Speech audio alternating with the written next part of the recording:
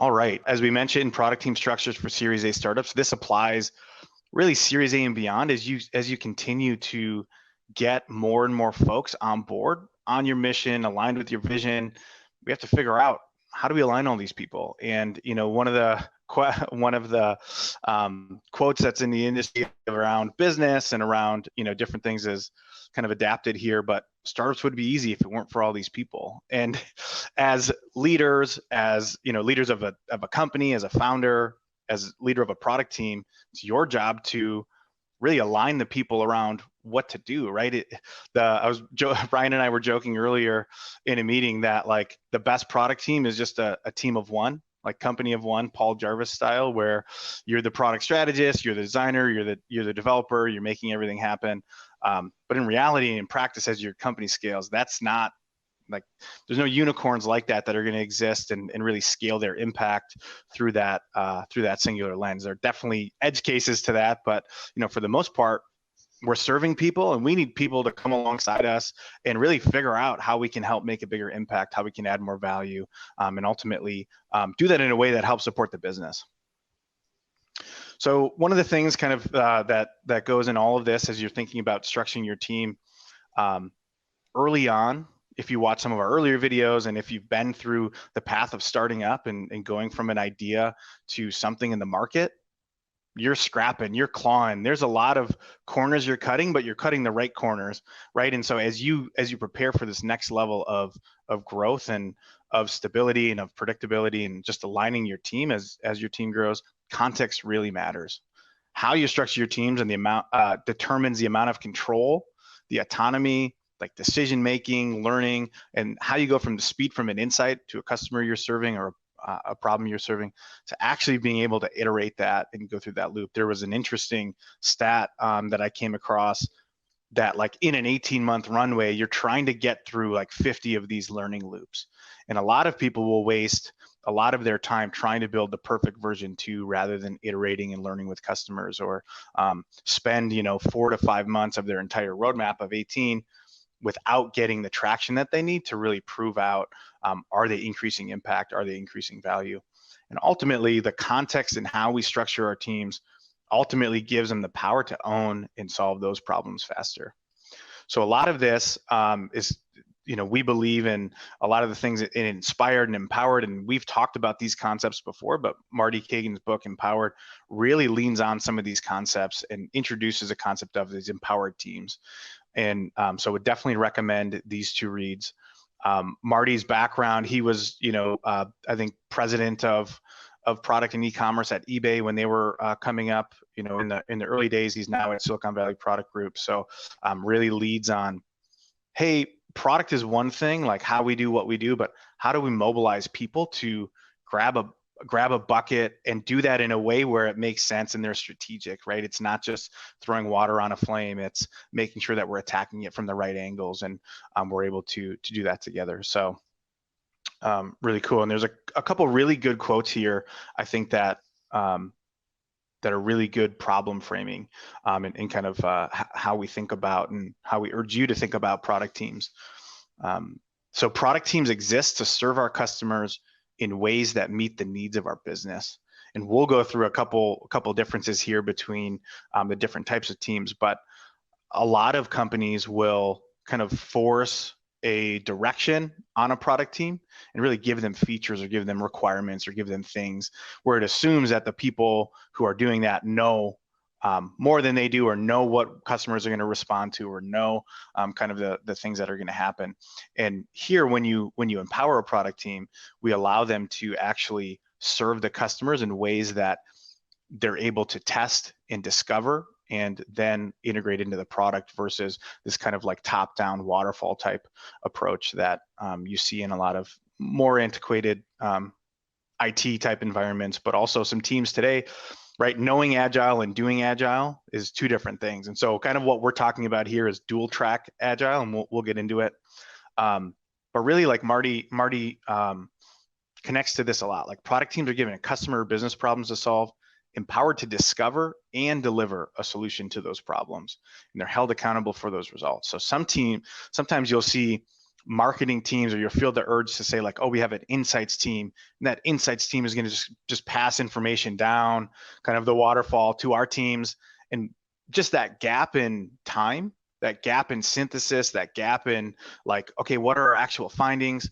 In our experience, like with larger teams, some of those insights never get actionable, right? I can even think of things that we've done in the jobs to be done type of research, Ryan, where like we generate all these insights, and we've heard horror stories too, where like the insights team does a great job, they don't know how to put that into practice. So the impact that they make for their customers never changes.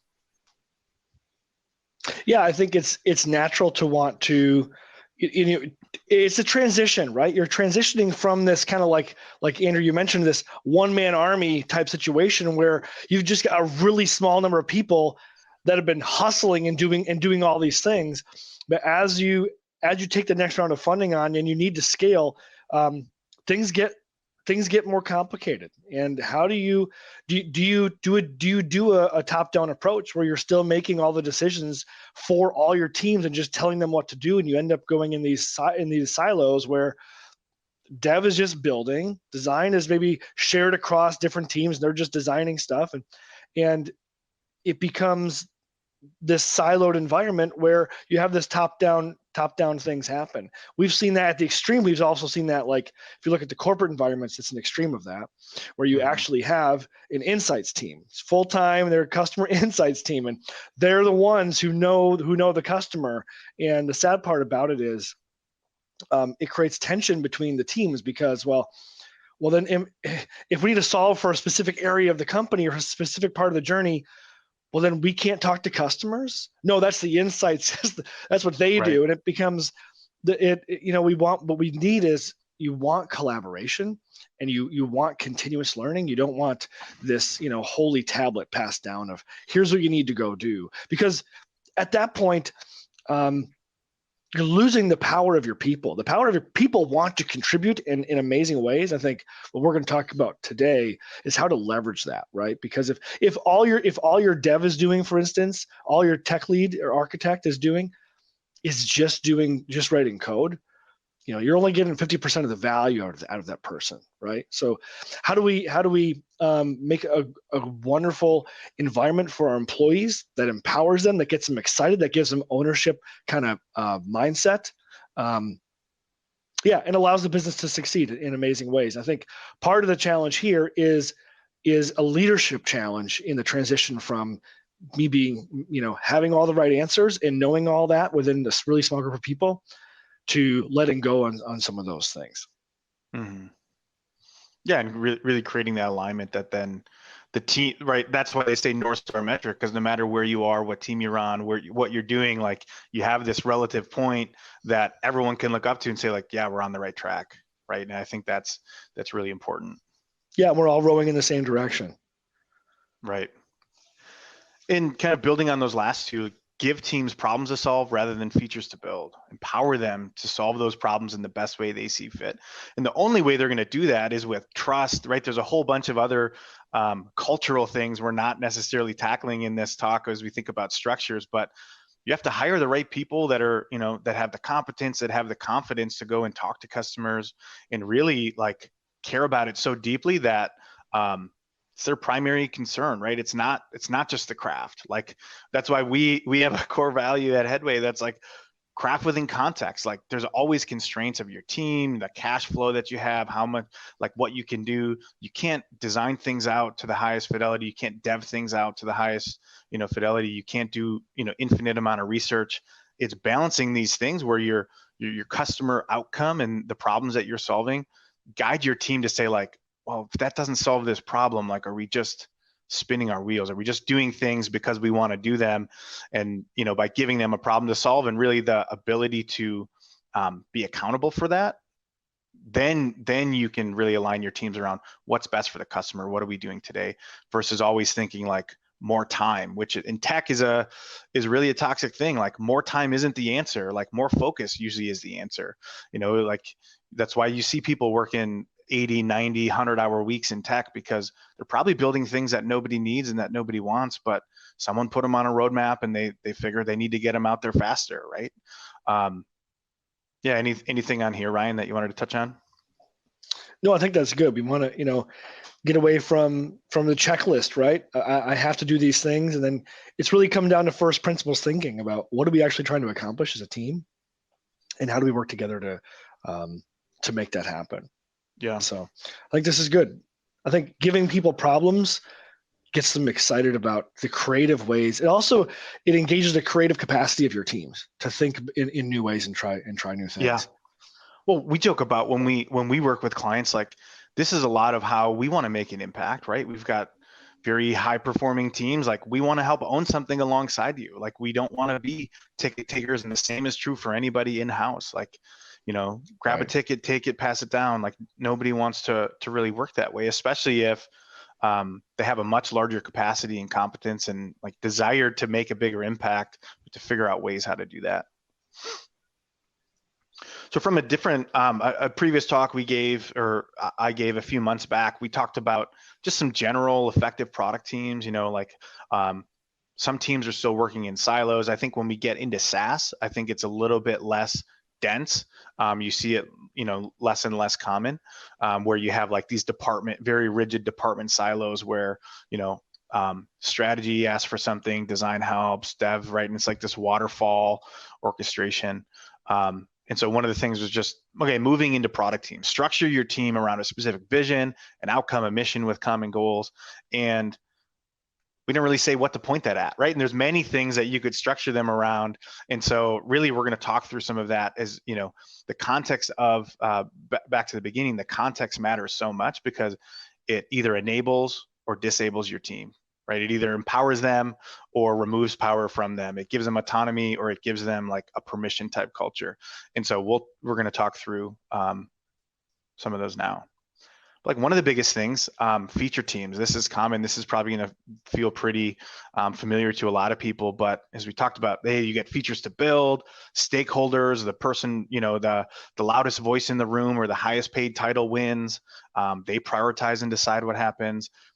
They're there to design and code. They're not really involved in product discovery, right? That's where we see the discrepancy of insights team or, even research teams, things like that. Product managers here act as project managers, and they focus on the schedule and deliveries, like making sure things are moving smooth, right? They're really glorified Scrum in that case. And not accountable for the results. They're measured by feature output and roadmap. Hey, what's our velocity? Doesn't matter what direction that's in or if we're changing an outcome. It's just, hey, how fast did we get things done that we put on there, whether they were right or not? Really referencing them as as mercenaries. Yeah, a project manager really strikes a chord, right? Because it's about, did you ship on time? Right. And we realize that there are like constraints about customer expectations, and there are real things we need to ship real things. It's like, but the idea here is that it is just building. And I think, I think the hard thing that we often, this is the build trap, right? By Melissa Perry, is this kind of stuff. It's this idea of that shipping is success, right? Like, let's celebrate shipping. And what we're going to talk about is like, is that really what we should be celebrating? Because I think all of us have built stuff that people don't use. All of us have built stuff that like it feels good to ship, and we can celebrate that. But then if we're not tied to the actual adoption and results, I think there's a disconnect. Yeah, absolutely. And juxtapose that to the other side of that, which is, kind of what we advocate for and what Marty advocates for, is these empowered teams where you get problems to solve. Your stakeholders partner and they provide insights, but they don't dictate, right? Because we've said this many times before, but the market decides ultimately. Like your users will decide, good, bad, indifferent. Like perception is reality in a lot of cases, and so when we get things out there, we need to adjust to what the market needs are. Not what they're asking for, but what uncovered unmet needs are we able to generate, what insights out of what they're asking for. And we're there to discover the best way to to solve the problem. Involved in product discovery. Product managers act as CEO of the product, right? Looking over value and viability, and they're accountable for the results. they're measured by outcome. They're missionaries, right? They buy into the mission at hand, not, give me a hit list, right? And that's kind of the difference between a mercenary and a missionary. The mercenary doesn't matter, right? They don't really care how they get it done or what happens. They just say, hey, I got this hit list, right? Kind of like take a ticket mentality. Yeah, I had this hit list of people, I'm done, right? Versus a missionary who's there to achieve a specific outcome.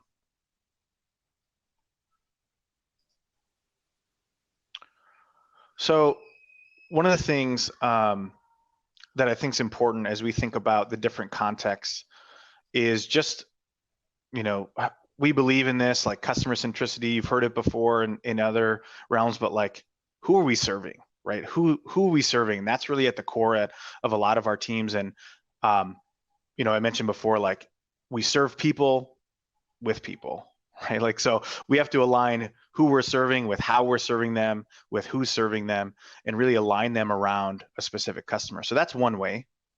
The other way here is really a specific problem they're trying to solve. So even beyond features, like a bundled offering, right? Something that solves a job for somebody, or a specific problem that someone is specifically trying to solve.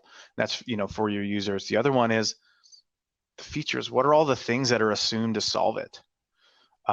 These are the things that usually get plopped on a roadmap. These are where feature teams usually, happen, where you don't really have context of the customer or the job. It's kind of assumed in there somewhere, right? Like someone had an idea that, hey, this would probably help customers, but it's just so disconnected that you see that, that's why you see that like ticket taking mentality, where it's hard to take ownership when, hey, we can't even, if we wanted to talk to 5 customers next week, we'd have to, go through 5 different departments. We'd have to try, right? Like there's a huge wall between you understanding the problems and who you're serving. I think kind of here is like the last part is really the point of experience and value. And that's like, mobile team, which ultimately has specific features, which ultimately is trying to solve certain jobs, which ultimately is serving a certain customer.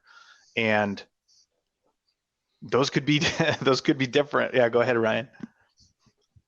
I love this visual. I think it's great. I think, we think about how we organize our teams, and there are a lot of times we get stuck in the feature layer here, like this outside middle layer, the feature layer, shipping stuff, right?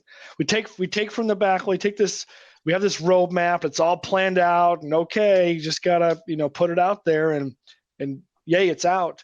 But a lot of times the features we ship don't actually have the intended results. So like that's not working.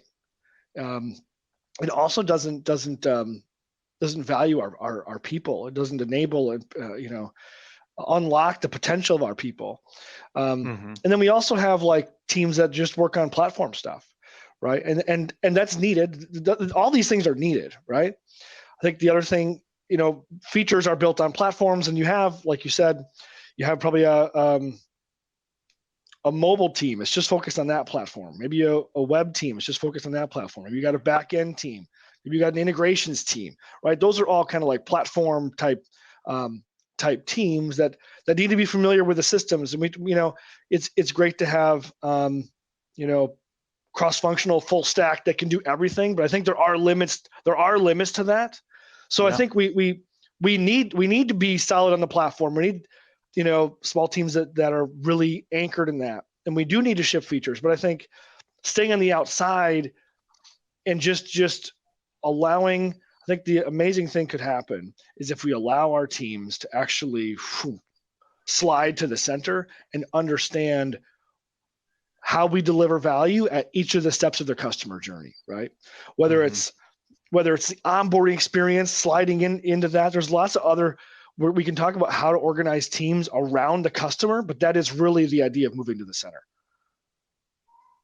Yeah, and as you mentioned, like platform teams are absolutely needed, right? We believe a lot in systems, and there needs to be, especially as you grow, teams that create systems for you to do these things faster. But that all starts with like insights from the customer and that discovery. Then we can do these other things really fast. We can deliver features really fast on different platforms. That's where we talk about design systems and feedback loops and all these things that help us to kind of go from the point of experience and value, like into a customer and back out, right? But one of the things that I think is, just creating this, right? Creating this model. And I see a lot of models. So if you've seen some of these, like, I enjoy creating them. But at the same time, like, there's a lot of commonalities, like, almost like the parable of the elephant, where, like, you had 12 people and they all, hey, it's a snake because I touched the trunk. Hey, it's a tree because I touched its leg. Hey, it's a tail.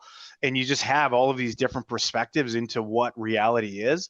And I think, like, one book that, has impacted, I don't know, my journey in entrepreneurship and just as a person is Simon Sinek's Start With Why. And so as I looked at this, I was like, there are some very interesting alignments here that create people, really create that customer centricity around how do we empathize for people, and then how do we care about solving their problem more than they do, so that we actually solve it. Because there's a lot of things that need to happen for us to create value for somebody else, and part of that is starting with understanding. Go ahead, Ryan. It looked like you were going to chime in. No, I'm excited. So okay, pull this together. Pull it together with Simon here. Yeah. So it was like, the why is, who are we serving and what are they trying to do, right? Like, what problem are they trying to solve? Why is it so important? What have they tried before? All these things, right? All these contexts that are important for how we actually solve it. Then we kind of move into the how, right? Like, what features are supporting that why? Like, what ways are we solving those problems for them? How are we solving it? And then how is, like, where that actually happens, right? The, platform in this case could be, you could replace that with a service. You could replace that with, hey, we're helping people through a gym, and you have like the feature would be a diet plan, and the feature would be a workout plan. The feature would be boot camp teams and whatever. Like, you could replace this model with anything. And so, like, the start with why, I think, is so important, and it's easy to miss when there's technology in the way, right? When there's so many people to get up to speed with things, like, you almost have this, like, this signal mentality where, if you don't focus around a customer, back to the insights thing, like, hey, we have a research and insights team or a strategy team, and they tell us, like, the time delay between pinging back and forth, like, up to a satellite versus, like, you making decisions on the ground is just so great. And that doesn't happen, and that trust and that empowerment doesn't happen unless somebody really understands the people you're serving and why they care to solve that problem, right? Like, what jobs and what it's actually going to mean for them. Yeah, I think overall, like, people are buying your product for different reasons. There's actually different customers in there, and that's a whole different topic about finding the target customer, the real one you want to focus on, what customers you want more of, what customers you want less of. Like, those are important strategic things for a business that affects every outer shell, right? The center affects everything. And I think, like, there's the overarching job, but then there's these micro parts of the experiences. I mean, Andrew, one of the things we talk about is, like, there is so many steps a customer has to go through to get the value, and it's like, they have to want the end. They have to want that end, better version of themselves enough to knock down all these different hurdles, right? To do all these different behavioral steps. I have to create my profile. I have to upload this stuff. I have to search here. I have to whatever all those little steps are. There's all these micro steps, and understanding the customer enough, because you're deploying you want to be deploying your teams along the journey is one way to do it. Another way to deploy your teams is around different types of customers. Maybe, right, enterprise customers gets its own team. Maybe SMB, like self-service, gets a different team that's, not white glove, it's fully automated. Enterprise team is more high touch, right? That's another way to organize your teams. But what you wanted to, no matter how you organize your team, and that's why we talk about context. It's so context dependent, right? If you're in a marketplace, then you have, two-sided markets or three-sided markets, and you need teams to handle each of those different customers, right? And you actually have three circles then for a three-sided market, or two for two, right? No matter how you organize your teams based on your context, I think the key thing we want to convey here is that the customer really belongs to the middle, and all your teams need to be need to be jumping to the inside of this, and to understand, hey, they're not uploading, they're getting stuck at this part of the journey because let me understand that at a deep level, right? Let me understand what's holding them back here. And it might be something that happened on a lot earlier. We might need to fix earlier parts of the experience that this team might not be responsible for. Yeah, they shipped something, but it won't matter because the customer's getting stuck earlier in the flow. And if this part of the company is allowed to gather that insight, to really understand that, then that's going to make your organization better as a whole. And as those insights get shared across teams, it just makes for a smarter organization, and it's going to allow your team to work better to deliver value. Yeah, I mean, really what we're talking about is like actually living out agile and like being adaptable, right? Like being able to adjust to the things that happen, because we know like we're always going to be wrong. Even as you go through this discovery and design loop, like that's why you keep coming back to it, is because we're just trying to be more right each time, or less wrong, right? However you want to look at it. We're never going to hit it on the head and be like, yep, we nailed every single part of that experience. And so, yeah, I think that's really good. So one thing, kind of as we move forward, is like, how does, discovery and delivery happen continuously? And there's some models here that we'll talk through, but really it all aligns around a customer and business objective. So back to what Marty said, where, they exist, product teams exist to serve customers in ways that meet the needs of the business, right? So, I mean, you can't give everything away for free. You can't serve customers just because you want to. It needs to make sense for the business model that you're in, right? And so making sure that you're understanding who you're serving, how you're serving, is really important. So as you move forward into this model, like Marty defines it really well. I think it makes it so clear. Discovery is building the right things. So how do we know the right things to build? And delivery is building the things right. So making sure that we have both of those. And discovery on its own, as we mentioned, like if these were just two separate circles, discovery could never make it into delivery, right? And that's happened time and time again, where you have this discovery mission that goes out and they uncover some needs, they uncover some new opportunities. Maybe it gets on the backlog, maybe it gets on the roadmap, but no one understands why, because they're so detached from where those insights were generated that it makes it hard to turn that into delivery, because they're like, yeah, we have this feature, but why would we do that when we have this other thing, right? There's like so much contention around just lack of understanding the origin of some insights and why we think we need, what's telling us we need to go this route. Yeah, I think a lot of teams, go out and they with the complete best intentions try to go do discovery, and discovery's hard to do, but I think they turn it often. And being a consultant, I'm guilty of this previously, which is discovery as a project.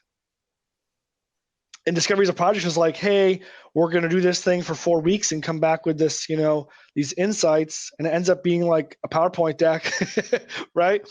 And these are the things we learned, and maybe it recommends stuff to delivery, but there is such a disconnect often there that, like, well, how does that affect me isn't really clear, and then right. It stops and it's over. And what we often see is it won't happen for another year, right? You get busy because it's not ingrained into the teams. It's not part of the flow, because they really are, on the right hand side, just feature teams, and we want to kind of recraft that model, kind of to Marty's point and a bunch of other thought leaders in this space, is really incorporating discovery and delivery together so that they're both happening continuously. Your teams are operating autonomously, chasing a customer and business objective, and they can leverage the best of their abilities, unlock their creative potential to chase this stuff and make impact. Mm-hmm. And the one thing that we know is always continuous is change, right? I mean, like expectations of your customers, like you could generate insights a year ago, and they could be totally, fall totally flat on their face today. Like the landscape of tech, the competitors out there, the ways things are solved are like just so changing. Like 2 years ago, there were pipe, I use this example, but like pipe and clear are ways to fund your startup. So rather than take on VC funding, you could use Pipe to, essentially use your operating ARR to fund and get that all up front, right? It's essentially a loan on your ARR for the rest of the year. Like there's different funding mechanisms in place just after a year or two. So if you were a VC 2 years ago, like the landscape's changed. Same thing in how you serve customers, like marketplaces, no code, corporate innovation, the amount of venture studios, like there's never been more ideas pumping into this space. So it's really figuring out like, how do we tie these close together? So when we have an insight, we bring that all the way through to impact right away, right? As fast as we can within weeks. So I think that's really important. Yeah, and I think you're right that the market outside, like the world around us, is changing. The environment that we're operating in within is changing. The environment that your clients are operating in, your customers are operating in, is changing, right? The different integrations they need or different things that are happening in their world. It's totally true. The environment around us is changing, but also true is that the questions we want to learn about changes, right? It's like if you take the theory of constraints, if you've checked that stuff out, the theory of constraints always says that in any one system, and if you start to think about your startup as a system and your customers flowing through your funnels, your experiences, all of that as a system, in any system, there's always one constraint and only one bottleneck at one time, right? So your bottleneck early on might be like, really early on, it's probably like acquisition. Like, do people want this? And then it moves. Like you pivot, you get your value prop to resonate, and then it moves to like activation. Okay, now they want it. Are they onboarding smoothly, right? And then it's like, then it moves again into retention, engagement. How do I continue to have them, coming back and coming back? So not only is the market around you changing, but the questions, the bottleneck is moving in your business continuously. And so the questions you're going to want to do discovery around, the questions you're going to want to answer, the teams, what they need to know is going to be changing rapidly as well. Mm-hmm. Yeah, and I think like all of it starts here. Like this assumes you have, an existing delivery method, right? You have an MVP, you have a product, you have, a way that you're serving customers, and this loop could be done through services as well, or, no code, or, whatever you have at your disposal. But it assumes you have something in place where you're delivering some sort of value or experience or offering. But really, like starting here with customer feedback. So the whole idea of this dual track agile method is for you to see what the people who have experienced your product or your offering, like what have they said to you that they want? Like what are their desires? What feedback do they have about, could be usability, it could be specific things that are trying to get done that are just these surface level asks, and kind of move into, hey, they've asked for these things, no one has talked to them about it, they maybe submitted it through an input form or through our chat. But then we talk about, product data and analytics, like what are they actually doing? So what's actually happening through that funnel, as Ryan mentioned, like from activation to retention, are they generating referrals? What's the, our customer lifetime value, the revenue that we're generating from people? Are they buying multiple things? Are they just buying one thing? Like what story does our data tell us, and what insights can we gather out of that? And then as always, like that tells us what's happening. Getting close again to our customers tells us why it's happening. Like, why did they think that would happen if they didn't complete this purchase flow, they didn't fully activate? Like, what are the things preventing them, or what are the indicators in the product, or maybe in the motivation that's not pulling them through? Like, why did they stop? How do we generate ideas that would help us to pull them further along that journey through these qualitative interviews and really just one-to-one type conversations? Kind of the rest of the stuff into discovery here is like really just taking these opportunities that we generated from the data, from the customer feed, the specific requests they had, and also these really like 5 whys sort of interviews where we're probably not asking that, but we're trying to get behind the ask, the ask behind the ask, and really understand what does it mean to them if they had that? What does that look like in their mind? Like how would that make them successful? We get into these opportunities and solutions, and then ultimately we decide what of those There's some sort of analysis that we'll do with a matrix, most likely, like how easy is it for us to do this, like value to impact type ranking, and go to like prototype and test. All right, let's get these back in front of some customers. Let's test these with them and bring them back. Hey, you said this would solve it. Like making sure that we're generating those points of feedback. And then as it moves kind of through here, we get a selected solution for the roadmap. This is where it actually gets prioritized. So it goes through all of these paces, all of these ideas before they make it to the roadmap, versus two separate teams where this might still happen, but there's no context for the people that are involved here in this team to say like, oh yeah, we generated it through these interviews and we went through these other opportunities, right? So here you'll get like, well, why not these other things that were probably ruled out up here? You get all this like contention because of the distributed distributed conversations.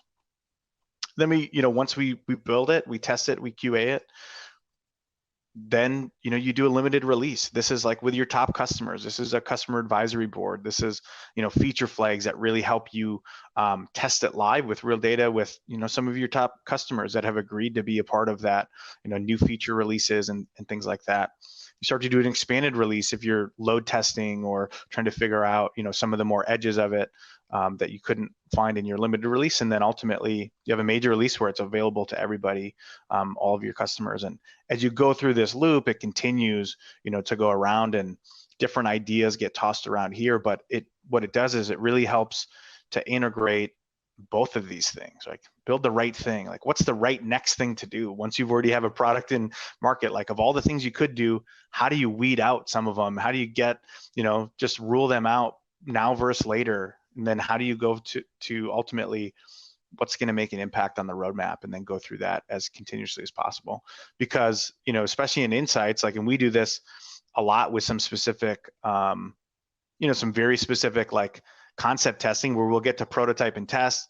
It could be months before the team who's doing delivery ultimately picks it up, right? And that's that risk is what you prototyped and test here. Like if this is a big enough gap, they're probably not connected anymore, right? You get here and it falls flat.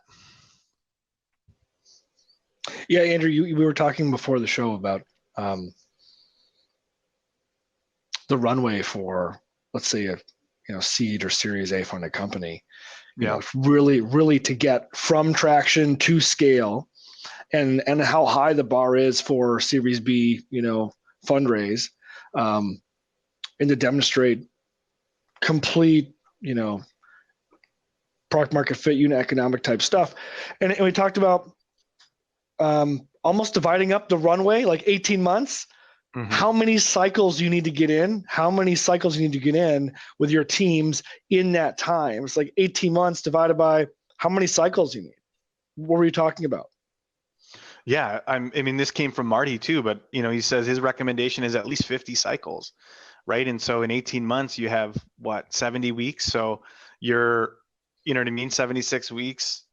You're basically 78 weeks. I think it is some math. But you're basically like, you've got to be looping 1.5 every 2 weeks. And if you spend all of your time on features that aren't going to move the needle, or all of your time in delivery before you get any discovery in, like you're just going to waste a ton of resources. And ultimately, when you get ready to raise, you're either going to have to take a down round, or you have to take a debt round, or you're going to have to take things that maybe aren't specifically favorable to you because you can't get the traction you want. And if you're not raising funding, if you're not venture scale, and you're more of a calm type company where you're going to cash flow it, that just means like less revenue for you. That means more expenses, less revenue, right? Your margins are going to be much smaller.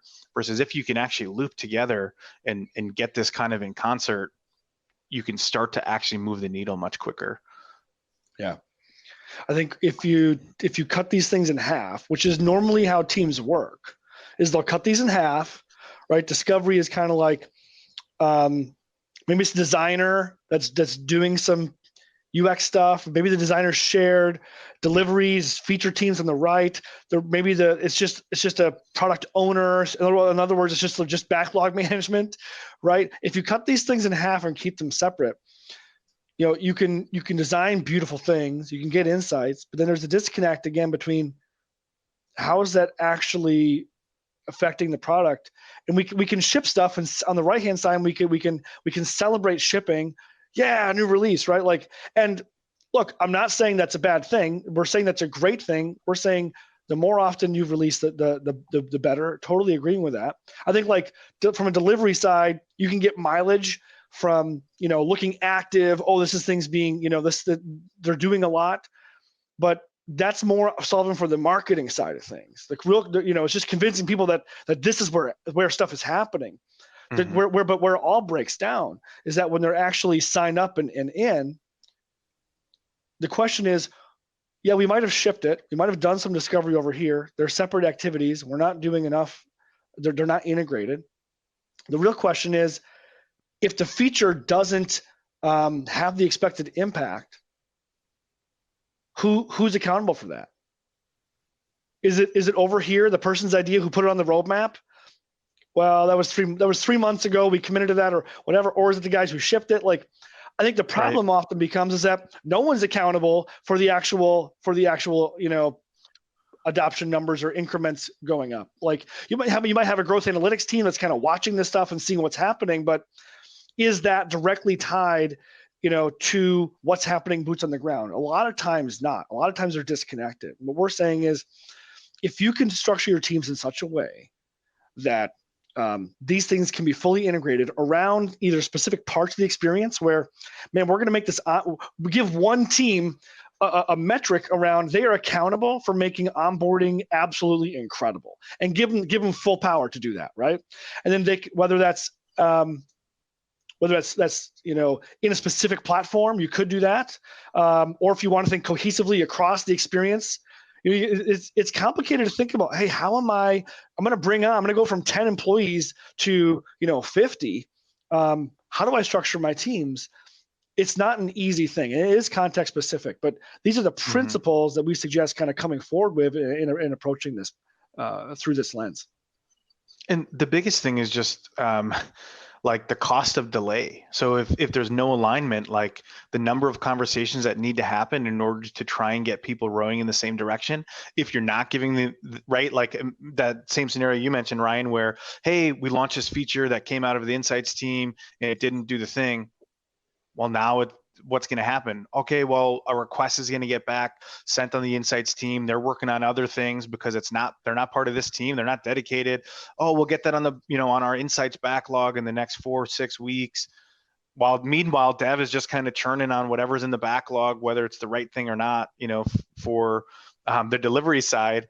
And right. All of those things just happen because, back to that first quote, like startups would be easy if it weren't for all these people. Like, aligning people around something that you can empower them, where there doesn't have to be all these stage gates of conversation and points of failure where there's a delay, because everyone has time and time is a constraint.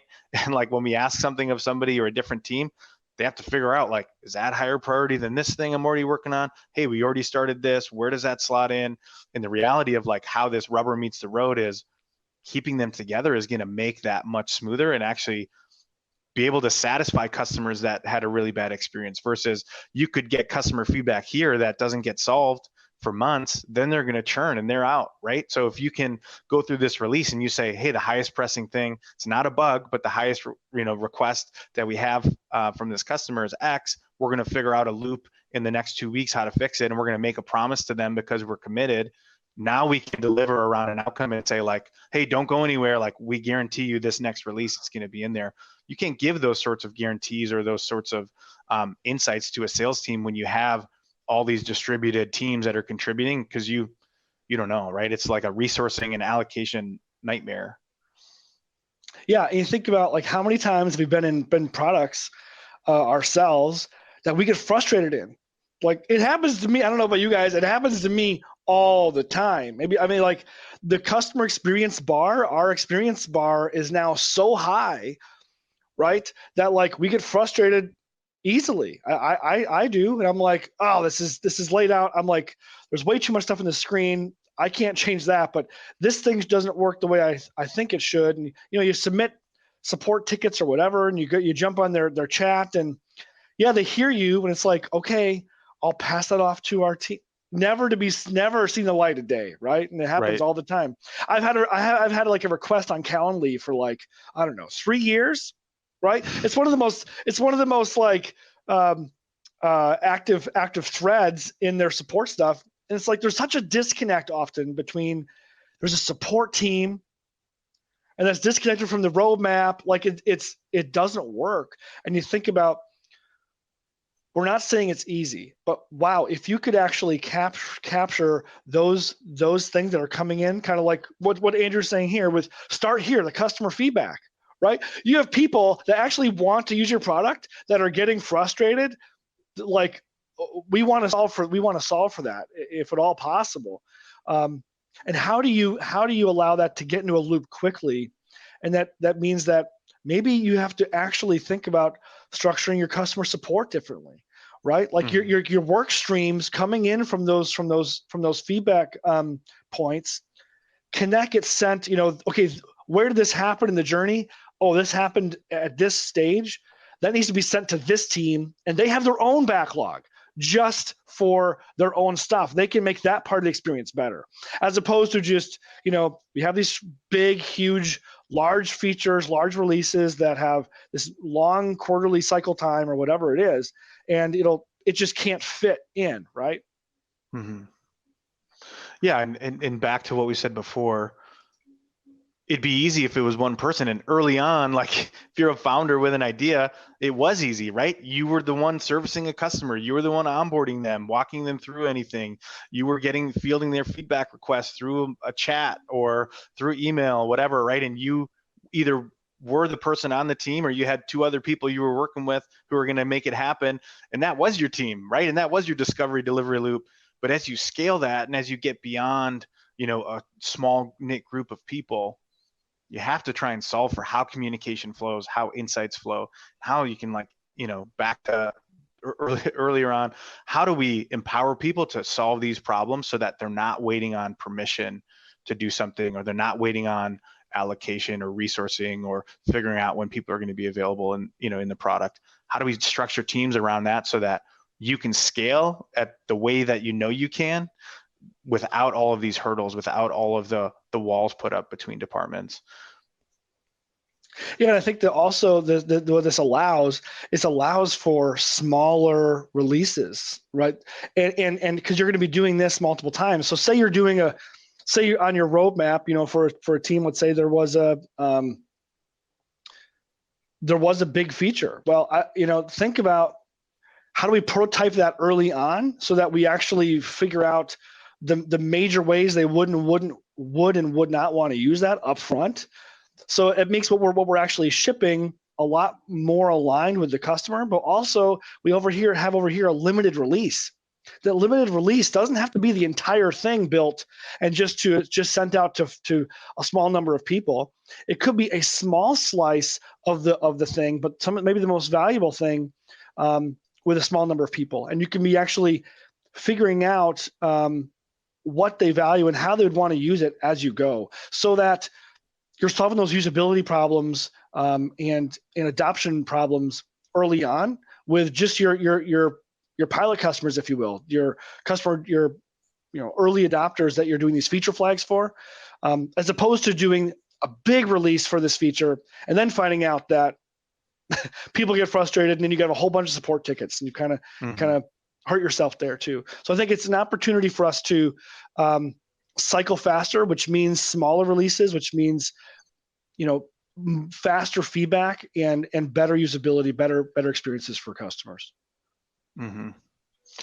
And one thing, just kind of the last thing, is like this realization that everything is a simulation until it hits reality, right? Meaning we can simulate these environments through prototypes, we can simulate them through questions, we can try and figure out what the edges of them are, but unless we're in the matrix, we can't actually predict reality, what's going to happen. So this limited release is really important, right? Sure, you could just go ship and do a major release for small bugs, tweaks, things like that, that's fine. But if you're uncovering new ways to serve customers, this limited release is really where the rubber meets the road, because you actually get to see, back to some of the other stuff we talk about a lot, they said they would, right? They maybe paid for it, committed to it. are they getting the value out of it, right? And there's still those small loops to go from, hey, this might be a solution, right? Let's remove our egos from this equation and let's say, hey, let's go test that. And as we get feedback and as we get signals from people, then we say, yeah, that makes it into the roadmap. But these are all just simulations, right? Questions, framing, right? All of this is a simulation of what we think is going to happen here and beyond. And that's why it's so important to continue looping through these. Yeah, maybe Andrew, just reminding folks, I know we shared those books earlier before, but the books that you mentioned earlier, just so if people, I can share a link to those quick, actually. Yeah, there's 2 books, Inspired and Empowered, and there's another one called Loved that Marty just came out with. But it's interesting, like I think about this, who do the people who inspire you get inspired by? And I was looking into like books that Marty recommends, and a lot of them are like extreme ownership. A lot of them are around culture, around like rumbling, like some Brene Brown type stuff where it's about the people, and all of those things are kind of, those beliefs are encapsulated in what he's doing in Empowered. So there's a lot of, we'll probably kind of, when this goes live, Jacob, we'll post a link to some more. I have like a readout of like 10 books or so that helps people to be empowered and work and handle conflict really well. And I think those are all really good reads that kind of lead into the spearhead, which is, okay, how do empowered teams function and how do they look? And if you're watching this recording, be sure to leave a comment or a question, or you can shoot us an email at ahoy@headway.io, or just go to our contact page at headway.io, and we'll get back to you as soon as we can. So I think that's it. Anything else you want to share, Andrew or Ryan? No, just thanks everyone for being here, and always open to help share our experience, and excited to hear questions from you, and hope to see you on the next one. Awesome. Thanks everybody. Take care. Thanks. And have a great week. See ya.